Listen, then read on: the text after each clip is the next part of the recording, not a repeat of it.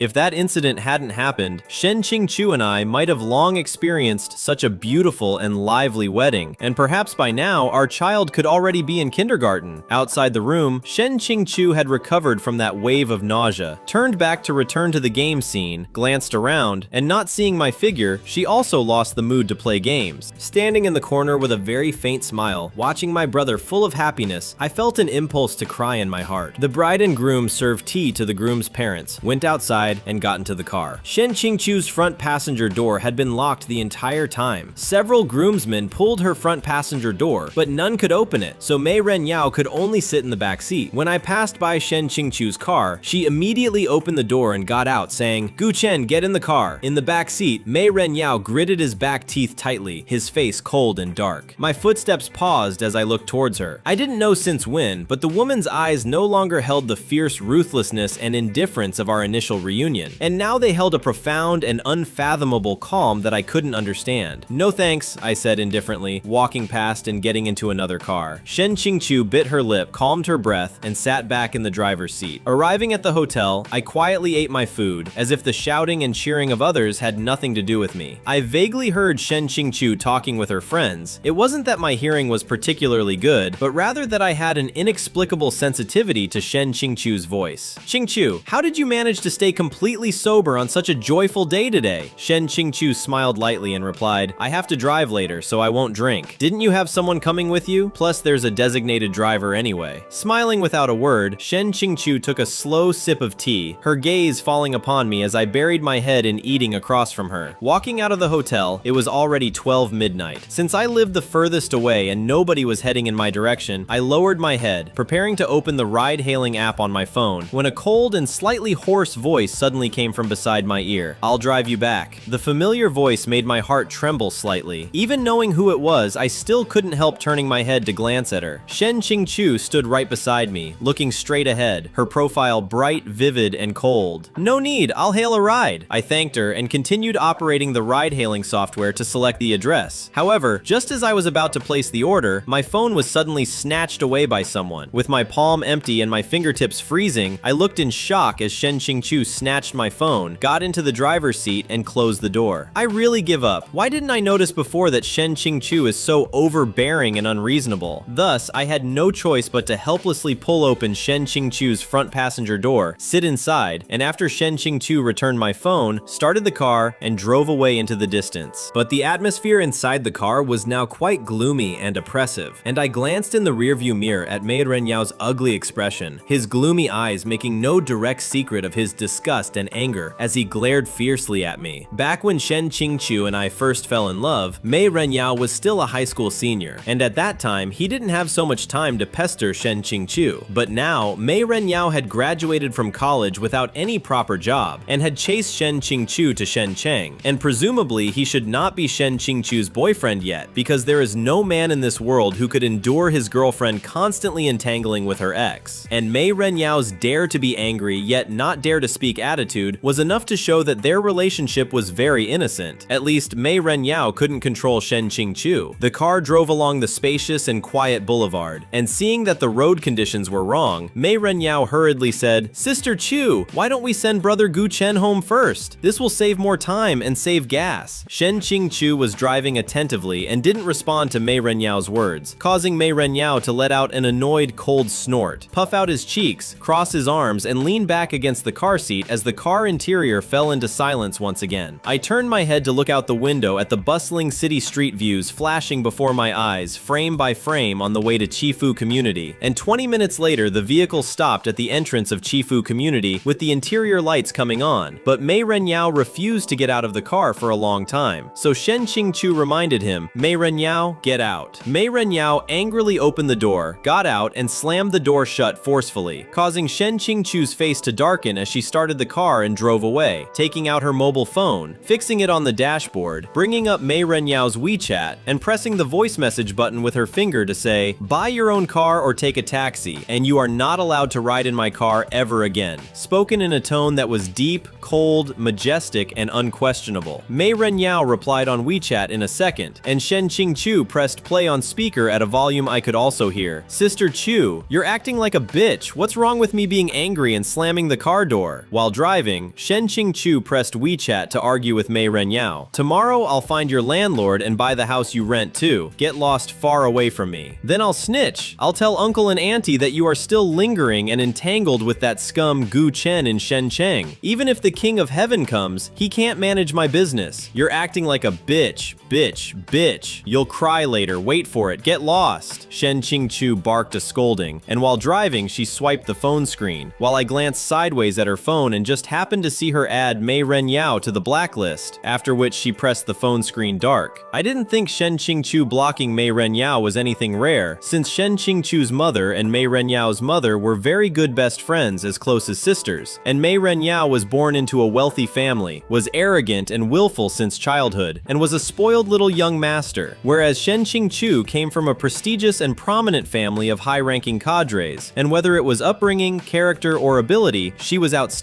Out of consideration for her mother, Shen Qingchu treated Mei Ren Yao like a younger brother, and though she couldn't stand Mei Ren Yao's personality and would occasionally quarrel, Shen Qingchu always took the overall situation into account, and as long as he didn't step on her bottom line, she would eventually compromise under her mother's forcible interference and pull Mei Ren Yao out of the blacklist. During the 4 years I was with Shen Qingchu, I had experienced such things twice, and every time it was minor things like slamming the car door that angered Shen Qingchu, whose tolerance for other people was extremely low, since whenever the other party had low quality, poor character, or bad intentions, she was unwilling to make friends with them. And I had also thought about this question: where was Shen Qingchu's bottom line for me? My mood was heavy, and I leaned my head against the window, the quiet car interior seeming to have fallen into a depressing cold air pressure, as I didn't want to become a scumbag, nor did I want Shen Qingchu to suffer any harm. But I had no choice, and an hour later, the vehicle entered the suburbs and parked in a parking lot a little distance away from my rented apartment. "Thank you," I said, not knowing why she parked here, but after thanking her, I opened the door and got out of the car. And as soon as I walked out of the parking lot, I found that Shen Qingchu had followed me. "What are you going to do?" Shen Qingchu put her phone and car keys into her pants pockets. "Going to your house to get my umbrella back." I was exceptionally calm. "Tomorrow, I will call an errand runner to send it to your house. Since I'm already here, I'll go up and get it myself." "It's too late. It's inconvenient." The warm, yellow streetlights fell on the two of them, casting faint halos of light, and the surroundings were dead silent as Shen Qingchu fell silent, gazing into my calm eyes with those eyes that didn't mix a trace of emotional element, which were clearly clean, but appeared exceptionally cold-blooded and ruthless, before she helplessly said in an instant, "It's already 1:30 a.m. I'm very sleepy driving, and it's easy to have an accident driving back later, so I'll go up to your house to drink a cup of coffee to refresh myself." I took out my phone. "I'll call a designated driver for you." Shen Qingchu let out a cold snort, snatched my phone away, and said displeasedly, "Gu Chen, you wouldn't happen to think that I would harbor evil designs on an ex-boyfriend whom I hate to the bone, right?" Seeing my phone snatched away again, I was very angry. "Shen Qingchu, I am a lawyer. I still have the safety awareness that I should have, and precisely because I know you hate me, I should protect my own safety even more. Please return my phone to me." Shen Qingchu smiled with a half smile, put my phone into her own pants pocket, lowered her voice and said, "Gu Chen, if I want to kill you, let alone you being a lawyer, even if you were Uncle Police Officer, it would be useless." Inside my heart, I was unyielding, looking up at her obscure and murky dark pupils with a tone slightly pleading. "Shen Qingchu, we broke up 5 years ago. What on earth do you want to do?" "I don't want to do anything. Just want to go to your house to drink a cup of coffee." Shen Qingchu sneered, curled her lips, raised her eyebrows, and leaned closer. "What? You wouldn't think that I want to reunite with an ex-boyfriend who once betrayed me, right?" I shook my head, my chest feeling stuffy. "I never thought that. What I'm worried about is being retaliated against, and no matter what form Shen Qingchu retaliates against me, I cannot bear it." I said, "When we first met, what did you say? Have you forgotten? You told me to disappear cleanly and not appear in front of you. What do you mean now?" "I told you to disappear cleanly. Did you disappear? Not only do you not disappear, but you repeatedly appear in front of me. It's not like I deliberately ran into you, it's you." Shen Qingchu didn't listen to any explanation, brushed past me, and walked toward my rented apartment on her own accord. While I was too tired at this time to entangle any further, turned around to chase after Shen Qingchu's footsteps, wanting to shout for her to stop and let her go back, but her pace was too fast since she had only been here once and already remembered the road conditions, and coming downstairs, Shen Qingchu stood aside waiting for me, at which point I had no strength left to drive her away, because with Shen Qingchu's paranoid personality, if she didn't want to leave, no one could drive her away. So I walked past her, tidied up my trouser cuffs, and went upstairs, with Shen Qingchu following behind me, stepping up slowly, one step at a time, as I vaguely felt her gaze lower down onto my ankles, her eyes darkening, while my heels had been rubbed red by my leather shoes.